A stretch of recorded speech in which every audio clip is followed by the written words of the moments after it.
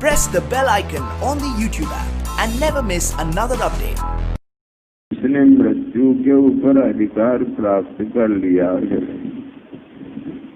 जिसको मौत भी नहीं मार सकती है। वैसे मौत सबको मार रही है,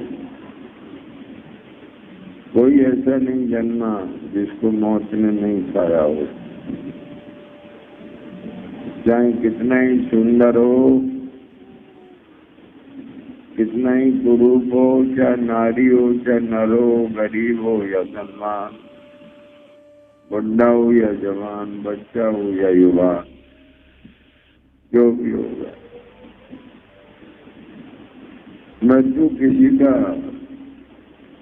पिंड नहीं छोड़ती है। उस मृत्यु के ऊपर जिसने विजय प्राप्त कर ली, उसका नाम है मृत्युंजय। तो मृत्यु के ऊपर विजय तो भगवान शंकर ने ही पाई है। विष्णु भगवान के भी अवतार होते हैं,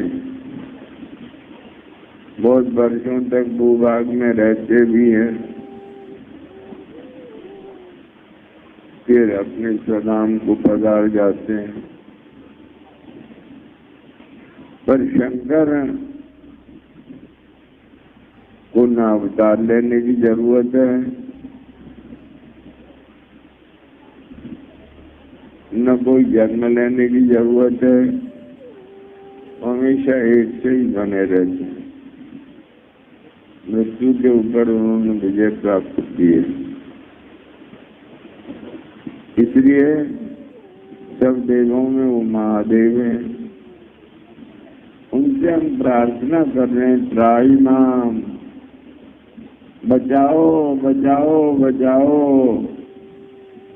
मैं आपकी शरण में आया हूँ, बचाओ। क्या कष्ट है भाई? कहते जन्म लेने में कष्ट है, मौत में कष्ट है, बुढ़ापे में और कष्ट है, और रोगों में और कष्ट है, कर्म के फलों से बड़ा पीड़ित हूँ, पता नहीं कैसे पहले जन्म में कर्म हो गए, दुखी दुख पा रहा हूँ। तो ये जन्म मृत्यु बुढ़ापा, जन्म मृत्यु जरा व्याधि, जन्म मृत्यु बुढ़ापा व्याधि और कर्म का बंधन, ये 5 चीजों से मैं बंधा हुआ हूँ। मेरे बंधनों को हे मृत्युंजय तुम काट दो, मिटा दो, मैं आपकी शरण में आ गया हूँ। ये बड़ी कीमती चीज है। शरणागत को साधारण आदमी भी नहीं त्यागता। किसी ने कोई गलती भी की हो और मारने का ही अधिकारी हो, यदि वो आकर चरणों में लेट जाए, क्षमा मांगे, कहने बाद में ऐसी भूल कभी नहीं करूंगा, तो शायद सभी उसको क्षमा कर ही देते हैं। ऐसे ही 3 लोग 14 भुवन के प्रति भगवान को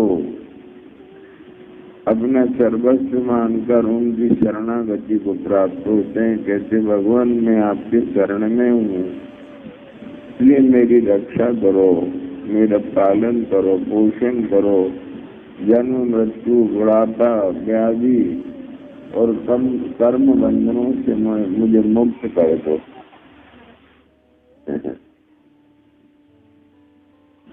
बेटा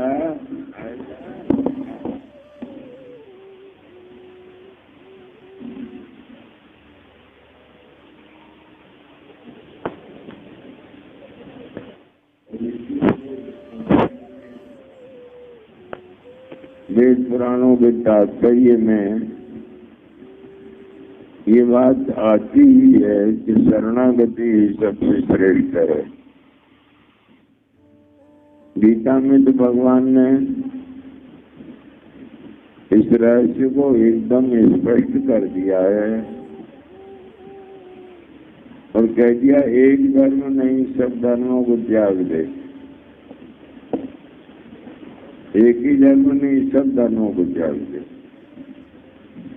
और एक की स्वीकार कर ले, मेरे अकेले की शरण में आ जा, मैं अकेला ही तुझे भवसागर से पार कर दूंगा। यहाँ तो हम बहुत चीजों को मानते हैं, माता पिता हैं, परिवार है, इष्ट मित्र हैं, देवी हैं, देवता हैं, पितर हैं, भूत हैं, प्रेत हैं, पशु हैं, पक्षी हैं, तो पता नहीं क्या, परंतु नहीं,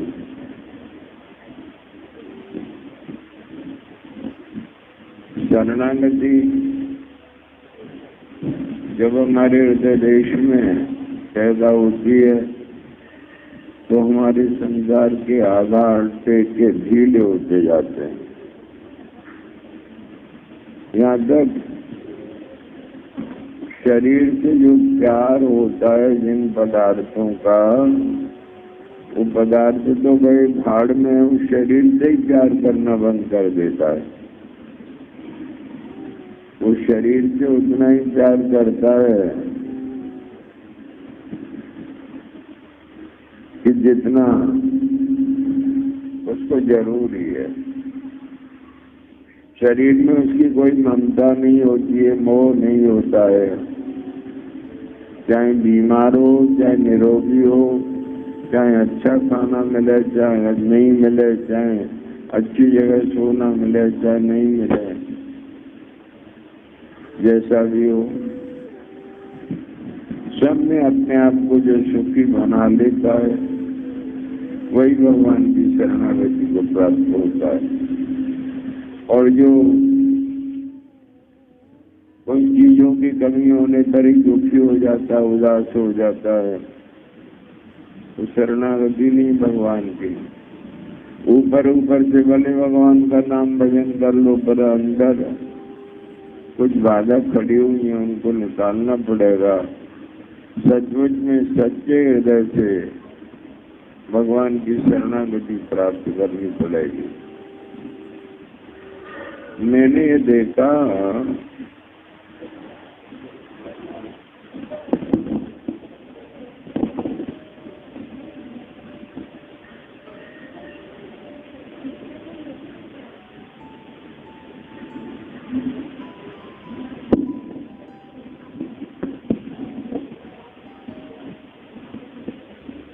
विरक्त जीवन तो था ही, चाहे कुछ भी करो, कोई रोने वाला नहीं, कोई हंसने वाला नहीं। एक बार पूना और आलंदी के बीच में एक नदी के तट पर चट्टान पर बैठ गए, ऊपर पुलियाती रोड था, तो यूं काफी दूरी तक जाते तो नदी तक पहुंचते, नदी में लोग पानी पीते, नहाते धोते भी, घाट भी अच्छा। एक चट्टान पर बैठे हुए निश्चय किया कि जब तक कोई गोद में उठाकर हमको गाड़ी में नहीं ले बिठाएगा तब तक यहाँ से उठेंगे नहीं। तो जान नहीं पहचान नहीं, महाराष्ट्र की बात है। बड़ी शांति से नहा धोकर चट्टान पर बैठे पाठ पूजन कर रहे थे, पाठ उच्चारण हो रहा था अच्छा।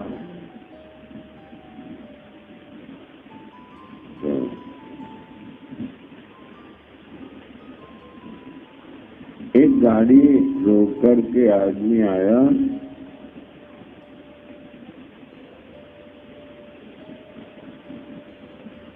दो औरतें उसके साथ में थी, सास बहू, और वो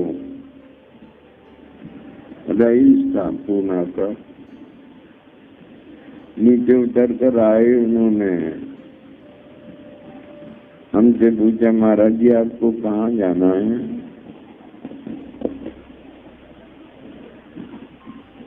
हम हमने कहा इस पत्थर से तो हम जब ही उठेंगे जब कोई गोद में उठाकर गाड़ी में रखे, तब जाने का सवाल है। बोले ऐसा? बोला हाँ। बड़े प्रेम से दोनों पत्नियों ने सबने मिलकर गोद में ले लिया, गाड़ी में पहुंचाया, बैठ गए। जब गाड़ी पूना पहुंची तो स्नान जो किए हुए ही थे, सायंकाल का कृत्य पूरा किया। फिर उन भाइयों ने पूर्ण पूरी और पता नहीं क्या क्या माल बनाया, खाया पिया। कभी